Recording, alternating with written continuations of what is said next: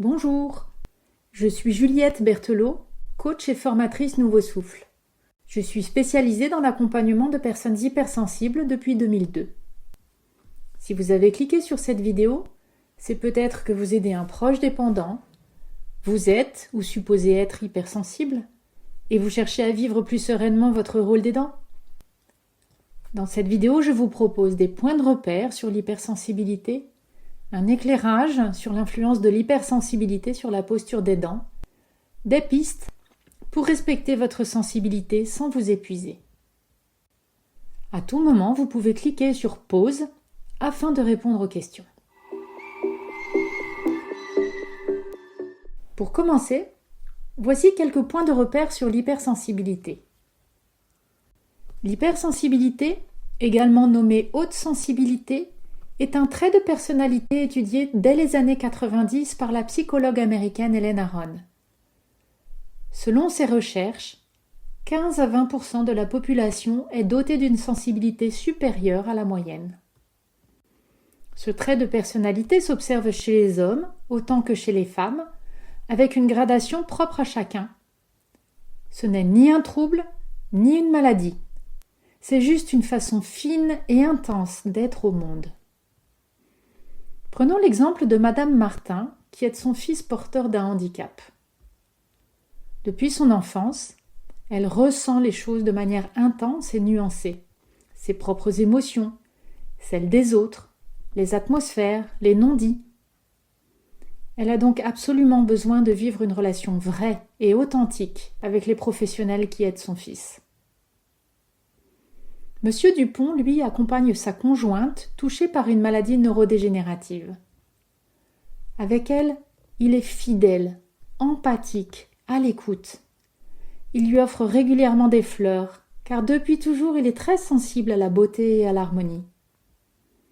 Il sent que sa sensibilité est une richesse, mais qu'elle devient un handicap dans certaines situations.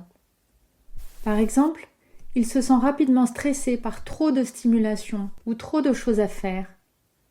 Il a des difficultés à prioriser. Il est affecté par les réactions de personnes de son entourage. Et vous, avez-vous des points communs avec ces deux personnes? Lesquels? Votre ressenti est-il toujours intense? Êtes-vous particulièrement sensible à la beauté? Êtes-vous régulièrement saturé par trop de stimulation? Percevez-vous votre environnement avec une subtilité que les autres ne semblent pas avoir? Si vous souhaitez répondre plus précisément à la question « Suis-je hypersensible ?», je vous suggère de compléter le questionnaire conçu par Helen Aron. Ces qualités psychométriques sont validées sur le plan international. Vous le trouverez sur Internet ou dans son livre « Hypersensible, mieux se comprendre pour mieux s'accepter ». Statistiquement, on peut estimer que 5% de la population serait à la fois hypersensible et proche aidant. Il est donc important de regarder quelle est l'incidence de la haute sensibilité sur notre manière d'être aidant. À ce jour, l'incidence de l'hypersensibilité sur le rôle d'aidant n'a pas fait l'objet d'études cliniques spécifiques. Ce chapitre se base donc sur notre expérience d'accompagnement au sein de Nouveau Souffle. Nous constatons que les aidants hautement sensibles sont particulièrement doués pour accompagner leurs proches dépendants. Et en même temps, plus que d'autres, ils risquent de s'épuiser. Développons ces deux points. L'hypersensibilité est un atout majeur pour accompagner son proche dépendant car elle est associée à des qualités humaines et relationnelles remarquables. Dans son livre « Je pense trop », Christelle Petit-Colin, thérapeute, écrit que les personnes hypersensibles sont des ciments relationnels et des antennes. J'ajouterais qu'elles sont des créatrices d'harmonie. Et vous, êtes-vous un ciment relationnel? La relation est-elle une priorité dans votre vie? Votre capacité d'écoute, d'empathie, de fidélité et d'engagement participe-t-elle à créer un lien sécurisant pour votre proche aidé? Avez-vous la sensation d'avoir des antennes, c'est-à-dire de capter des signaux subtils émis par votre proche qui vous permettent de mieux comprendre ses besoins? Êtes-vous un créateur d'harmonie? Votre sensibilité à l'environnement et à la beauté vous amène-t-elle à créer un cadre apaisant pour lui? Baudelaire disait « Ne méprisez la sensibilité de personne. La sensibilité de chacun, c'est son génie. Alors vivez votre génie, pour votre bonheur et celui de votre proche dépendant. » Pour bien vivre sa haute sensibilité et en faire une force, il est nécessaire d'être conscient de ses besoins et de sa propension à vivre intensément. Or, trop d'intensité peut conduire à l'épuisement. Afin de ne pas vous épuiser, je vous propose de relever 2 défis. Le premier défi est de vivre vos qualités sans pour autant basculer dans l'excès. Reprenons l'exemple de Madame Martin. Souvent, elle fait tellement bien les choses qu'elle en devient perfectionniste. Elle se met tellement à la place de son fils qu'elle ne sait plus qui elle est. Elle est tellement loyale qu'elle agit par devoir.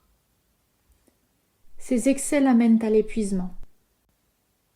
Nous verrons dans la 3e partie de cette vidéo comment faire pour être soi sans s'épuiser. Le 2e défi est de vous protéger de l'hyperstimulation sensorielle, émotionnelle et relationnelle. Bianca Acevedo, une neuroscientifique américaine, a démontré que le cerveau d'une personne hypersensible a des particularités. Il traite plus d'informations sensorielles car il analyse les stimuli faibles et subtils. Et il traite les informations en profondeur, de manière qualitative, fuyant la superficialité. Si vous êtes hypersensible, vous ne changerez pas votre physiologie. Trop d'odeurs, trop d'émotions, trop de sollicitations ou la présence d'une personne toxique vous fatigue plus que les autres. Votre défi est donc d'aménager un environnement matériel et humain qui vous convient. Alors comment faire? Voici 3 conseils pratiques qui ont été efficaces auprès d'aidants hypersensibles accompagnés par l'association Nouveau Souffle pour vivre sereinement leur rôle d'aidant sans s'épuiser. Le premier conseil est de créer des rituels de calme. Dans son livre Hypersensible, trop sensible pour être heureux, Saverio Tomasella écrit qu'une personne hypersensible a besoin de temps calme pour se ressourcer. Cela est vital pour réguler son système nerveux. Je vous propose donc de répondre à ces 3 questions.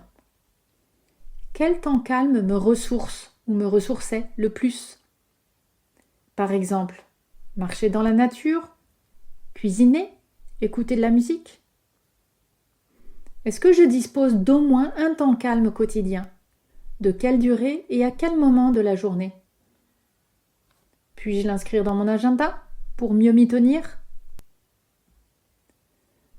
Le 2e conseil est d'essayer de créer un environnement humain et matériel qui respecte votre haute sensibilité. Pour cela, je vous invite à répondre aux questions suivantes.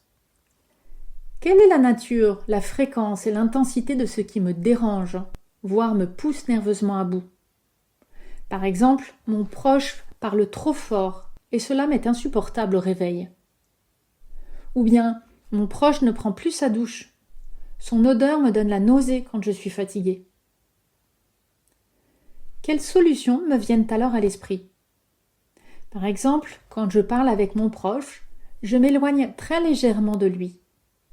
Ou bien, je mets une goutte d'huile essentielle de menthe poivrée sur mon mouchoir afin de ne plus avoir la nausée.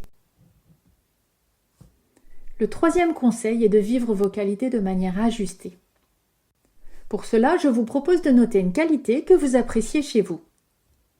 Par exemple, je rends spontanément service. Posez-vous ensuite ces 2 questions. Quel est le risque si je vis 10 fois trop cette qualité? Peut-être que je n'aurai plus de temps pour moi. Quelles limites puis-je me fixer pour que ma qualité reste bénéfique? Par exemple, je demande à des personnes de confiance de m'alerter quand je suis dans le trop, ou je décide de rendre service uniquement quand mon proche me le demande. En conclusion, l'hypersensibilité a une incidence sur sa manière d'être aidant. Elle est une véritable force si on la respecte. Nous arrivons au terme de cette vidéo. Si elle vous a été utile, pensez à la partager. Si vous souhaitez approfondir les pistes proposées dans la vidéo et pouvoir échanger sur votre situation, je vous invite à vous inscrire à l'atelier en ligne correspondant au thème de cette vidéo. Il sera animé par moi-même ou un autre coach formateur. Vous pouvez également solliciter un accompagnement individuel sur ce thème. À bientôt peut-être. Prenez soin de vous.